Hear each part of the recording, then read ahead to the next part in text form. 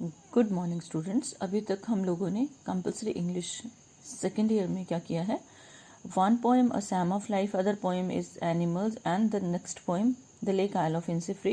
We have completed 3 poems with introductory इनको किया है। और मैंने आप लोगों को बार बार मैं एक ही चीज़ बता रही हूँ that your first poem is very very important. इधर यू विल फाइंड, जब आप क्वेश्चन पेपर देखोगे, इधर you will find a reference to the context और अ क्वेश्चन, लेंथी क्वेश्चन। इन दो में से एक चीज़ तो डेफिनेटली इसमें से आएगी ही आएगी। और जो आपकी डब्ल्यू बीट्स की पोइम है उसमें से आपको विविड नेचर डिस्क्रिप्शंस हैं, तो लिटिल बिट ऑफ कुछ भी पूछा जा सकता है। So today we are starting an essay which is the power of prayer.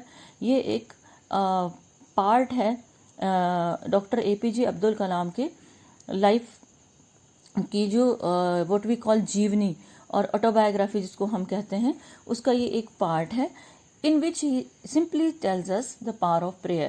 He is telling us about unity in diversity का कंसेप्ट आपको पता है, अनेकता में एकता का कंसेप्ट आपको पता है, और यहाँ पे है सर्वधर्म समभाव। लेकिन जो जिसको हम व्हाट वी कॉल सेक्युलरिज्म, कि लाइक कि हम एक ही किसी रिलीजन में बिलीफ नहीं रखते। We in general what do, we respect all religions, चाहे वो मॉस्क में प्रेयर करने वाला है, टेम्पल वाला है, गुरुद्वारे वाला है, चर्च वाला, everyone is equal. So here he is telling us that his father, he was a priest in a mosque and he was very close with the priest of temple. And where is he referring to? He is referring to Rameshwaram temple, जो south India में एक बहुत ही famous temple है, where it is said a story is associated with it when Lord Rama decided to attack Lanka to bring back goddess Sita. At that time he prayed there, and he made a temple of Lord Shiva there. So this chapter tells us about the power of prayer, जिसमें ये simple way में एक चीज़ कही गई है कि whatsoever you pray, wheresoever you pray, जिस मर्जी मोड से आप प्रेयर करते हो, it gives you strength. मैंने आपको पहले भी इंट्रोडक्टरी लेक्चर्स में many times we have already discussed. What did we discuss? Like prayer can be done anywhere, prayer आप कहीं भी कर सकते हो. It is not very important to go to the temples. अब देखिए कितने मंथ से ही हमारे टेम्पल्स क्लोज हैं, लेकिन still we are praying. And prayer is what is it? It is a food for soul. You are providing food for mind, you are reading, you are studying. Food for mind, food for body is being provided by whatsoever you eat, and it is the food for soul. जो prayer है food for soul है. और जो value of silence है, जो आपका first year का chapter है, वो इससे क्लोजली कनेक्टेड है. जहाँ पे बुद्धिस्ट मोनेस्ट्रीज का है, they keep their eyes closed and they remain indulged in prayers, और they remain busy in prayers. So what do? They just relax themselves. तो जो प्रेयर है, it gives you inner strength. और जो closing lines of this chapter are very very important. To where the missile man, what does he say? He says that God gave him an assignment and he selected a very simple man for this. He never felt like जो हमारे president थे doctor Abdul Kalam, उनकी कहीं भी कोई ऐसी statement हम लोगों को नहीं मिलती है where he felt like a slight touch of arrogance is there. No, you'll find like he belonged to a very poor family, and in that very family, how did he live? It is told, and his struggle is revealed, and his height is revealed. Where did he reach at last? And he remained a teacher throughout his life. सबसे ज़्यादा important इनका है कि he remained a teacher throughout his life. When he passed away, when he met with an accident, and at that time he had been to Seven Sister States in order to give some lecture there. So let us start this chapter. We read about the author a little bit. We are told about the date of birth of Dr. Kalam. It was 15th October 1931. Where was he born? In Rameshwaram, which is in Tamil Nadu. He belonged to a boatman's family. Boatman क्या होता है? जो नाविक होता है, that is called a boatman. And what was his specialization? He specialized in aeronautical engineering from Madras Institute of Technology. As the chief of the research and development program, he was responsible for the development of Agni और पृथ्वी missile का आपको अच्छी तरह से पता है. He was responsible. An unparalleled defense scientist. Unparalleled, इसको अगर आप ब्रेक करोगे तो पैरेलल आपको वर्ड मिलेगा. अनपैरेलल, जिनकी तुलना नहीं हो सकती है या जिनके पैरेलल कोई नहीं आ सकता है. He was awarded the Padma Bhushan in 1981, Padma Vibhushan in 1990 and highest civilian award Bharat Ratna in 1997 for his rare means बिल्कुल डिफरेंट सा contribution to the space program of India and in building self-reliance in defense systems. और जो उनका phase रहा है when he was associated with our labs and at that time we became self-reliant also. Dr. Kalam was scientific advisor to Defense Ministry.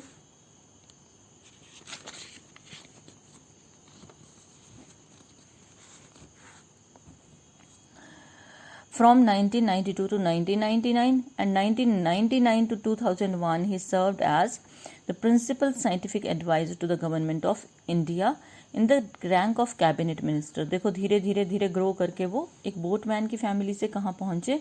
It was because of his hard work and dedication and faith in God above all. In 2001 he turned to teaching and research as professor.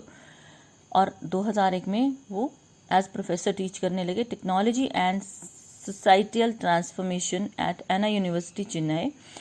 On 25th July 2002, he became the 11th President of India. Even after completing his term as a President in July 2007, he is continuing with his mission to inspire young minds for national development by meeting students at all levels across the country. And after completing his tenure as the president, उन्होंने क्या किया, वापस वो अपने mission पे आए. वो क्या था, उनका मिशन था बच्चों को इंस्पायर करना for development of country. His books, उनकी जो बुक्स हैं, wings of fire, India 2020, a vision of new millennium, my journey, ignited minds, unleashing the power within India are a great source of inspiration for all.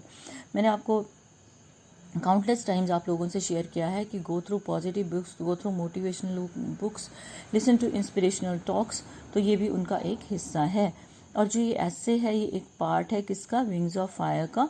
1999 में ये लिखा गया था and it is written by him, the former president of India, who tells us, वो जो former president थे, who was he, APJ Abdul Kalam. He tells us about his childhood and development of spirituality. Spirituality होता है अध्यात्म का विकास जो था वो बताया था. ही had a secure childhood full of affection.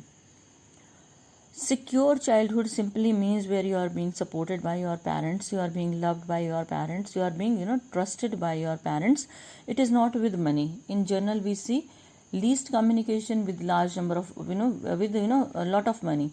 वो एक सिक्योर चाइल्डहुड नहीं है. सिक्योर चाइल्डहुड कहाँ है, जहाँ पेरेंट्स बच्चे को सही गलत बताते हैं, उसको गाइड करते हैं, उसको मोटिवेट करते हैं, उसको टाइम देके उसके साथ टाइम निकालते हैं. He had a secure childhood full of affection and care which he didn't lack any necessities for life. अब उसमें कोई कमी नहीं थी, बेसिक नेसेसिटीज़ उनकी सारी पूरी हो रही थी. He grew up in an atmosphere of communal harmony. Communal harmony होता है धार्मिक सद्भाव, जहाँ पे क्या है, किसी धर्म के बारे में कोई चीज़ नेगेटिव डिस्कस नहीं हुई. That is called communal harmony. Where the Muslims and Hindus lived together happily. वो ऐसे माहौल में पले जहाँ हिंदूज और मुस्लिम्स इकट्ठे रहते थे. Kalam was greatly influenced by his father. Kalam पे अपने फादर का बहुत गहरा इम्पैक्ट था. Who was a deeply religious man, जो एक धार्मिक इंसान थे. People of different religions use to come to his father for healing of sick persons in their homes. और अलग अलग धर्मों के जो लोग थे वो उनके फादर के पास आते थे. उनके फादर बीमार लोगों को कुछ देते थे. As a boy he use to go with his father to the mosque regularly. Mosque होता है मस्जिद. वो रेगुलरली मस्जिद जाते थे अपने फादर के साथ. And learned deep spiritual lessons early in life. और लाइफ के मतलब early in life simply refers to बचपन में उन्होंने स्पिरिचुअल लेसन्स अपने फादर से लिए थे, such as the power of prayer, कि प्रेयर की क्या शक्ति है. He learn that prayer unites us with other people. उन्होंने ये सीखा कि प्रेयर हमें और लोगों से लिंक करती है, विद द होल यूनिवर्स, और लोगों से यूनिवर्स से लिंक करती है.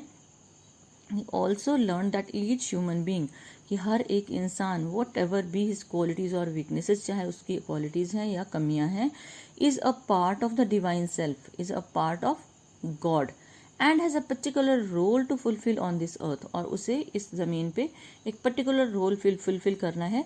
This spiritual awareness in Kalam can be seen is his utter humility, और ये जो स्पिरिचुअल अवेयरनेस है, जो आध्यात्मिक जागरण है, एक तरह से जो स्पिरिचुअल अवेयरनेस है, वो कलाम की कहाँ दिखती है, उनके एटीट्यूड में दिखती है। When he says that all his scientific achievements, उनकी जितनी भी अचीवमेंट्स हैं, they are just God's work through him, ये भगवान का काम है जो उन्होंने एपीजे अब्दुल कलाम से करवाया है। He calls upon his countryman to realise, और वो अपने देशवासियों को क्या बोलते हैं, that they all have a divine fire in them, कि उनके अंदर एक डिवाइन पवित्र आग है।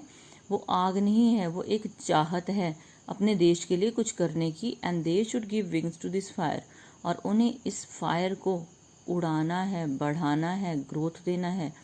That is they should make the best use of this divine energy in them, और अपने अंदर की डिवाइन एनर्जी को पॉजिटिवली यूटिलाइज करना है, यूज़ करना है, ताकि हम अपने देश की ग्रोथ में अपना कंट्रीब्यूशन दे सकें।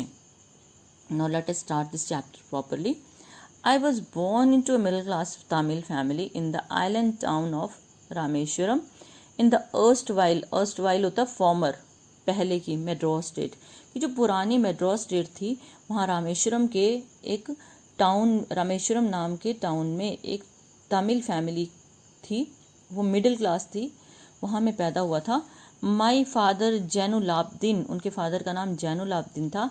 He had neither much formal education nor much wealth, ना तो फॉर्मल एजुकेशन थी। फॉर्मल एजुकेशन कौन सी एजुकेशन होती है, जो हमें स्कूल्स में जाके मिलती है, जिसका हमें पेपर मिलता है, डॉक्यूमेंट मिलता है, that is called formal education. और घर पे जितना भी हम एक्स्ट्रा सीखते हैं ना, दैट इज़ इनफॉर्मल एजुकेशन। तो कहते ना तो वो फॉर्मल एजुकेशन थी, ना ज़्यादा पैसा था।